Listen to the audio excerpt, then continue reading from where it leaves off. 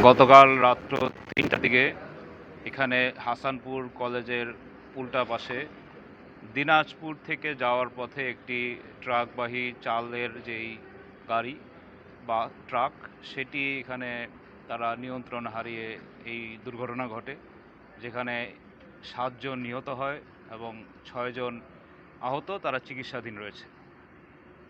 দীর্ঘদিন যাবৎ বিভিন্ন জায়গায় বিভিন্ন রাস্তায় এই দুর্ঘটনাগুলো ঘটছে। তো আসলে এই দুর্ঘটনার কখনোই কোনো কাম্য নয়, এবং যারা এই দুর্ঘটনার মাধ্যমে প্রাণ হারায় বা আহত হয়, তাদের পরিবারই আসলে জানে তারা কত বড় ক্ষতি হয়েছে, তাদের কত তারা ক্ষতিগ্রস্ত হয়েছে, তারাই বুঝে।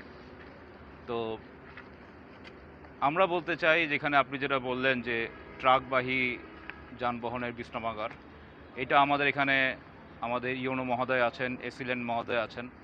আমরা ওনাদের মাধ্যমে এখানে হাইওয়ে পুলিশ সহ আমাদের ডিসি মহোদয়ের কাছে আমরা বলবো, আমাদের সরকারের কাছে অনুরোধ জানাবো যে যদি সম্ভব হয় এখানে যারা ট্রাক বা বাস অনেক দূর থেকে চালিয়ে আসে, তাদের জন্য যদি একটি ছাউনি বা বিশ্রামাগার করা যায়, তাহলে কিছু সময়ের জন্য হলেও তারা একটু বিশ্রাম নিতে পারে।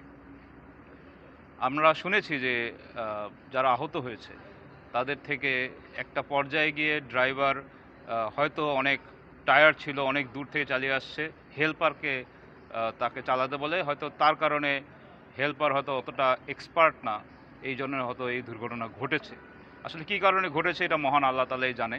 আমরা দোয়া করি যারা নিহত হলেন, মহান আল্লাহ তাআলা তাদের জন্য শহীদি মৃত্যু দান করেন এবং তাদেরকে জান্নাতুল ফেরদৌস নসিব করে, এবং যারা আহত তারা যাতে দ্রুত সুস্থ হয়ে আবার আমাদের মাঝে ফিরে আসতে পারেন সেই দোয়া করছি।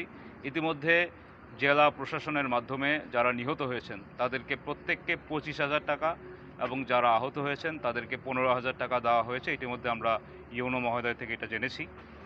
তো আমরাও এখানে যারা আমরা এসেছি বিএনপির পক্ষ থেকে, আমাদের পক্ষ থেকেও যারা এখানে নিহত হলেন তাদেরও আমাদের পক্ষ থেকে কিছু সহযোগিতা থাকবে। আর আমরা আশা করি যে আগামী দিনে যারা গাড়ি চালাবেন বা যারা কর্তৃপক্ষ লাইসেন্স দেন, একটু দেখে লাইসেন্স দেওয়া উচিত, আসলেই তারা কতটুকু পারদর্শী, যাতে করে ভবিষ্যতে এরকম তাজা প্রাণ না চলে যায়। এটা আমরা কর্তৃপক্ষের প্রতি আহ্বান জানাচ্ছি। আজকে পয়লা বৈশাখী, একটা আমাদের বাঙালির জীবনে অত্যন্ত গুরুত্বপূর্ণ দিন। পয়লা বৈশাখীর আনন্দ দিন, এখানে এই ঘটনা ঘটেছে। তো আসলে এটা অত্যন্ত হৃদয় বিদারক। শোক সন্তপ্ত পরিবারের প্রতি সমবেদনা জানাচ্ছি। ধন্যবাদ।